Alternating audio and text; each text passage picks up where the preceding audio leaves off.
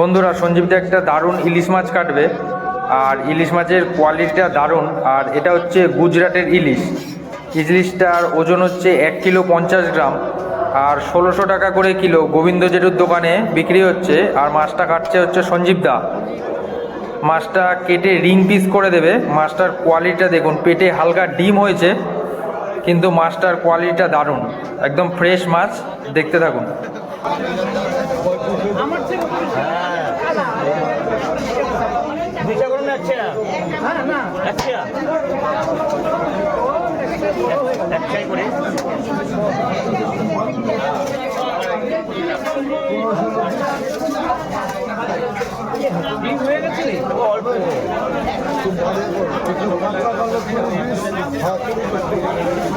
সিজনে খাওয়াই না এত ভালো মাছ, সিজনে হয় নাই।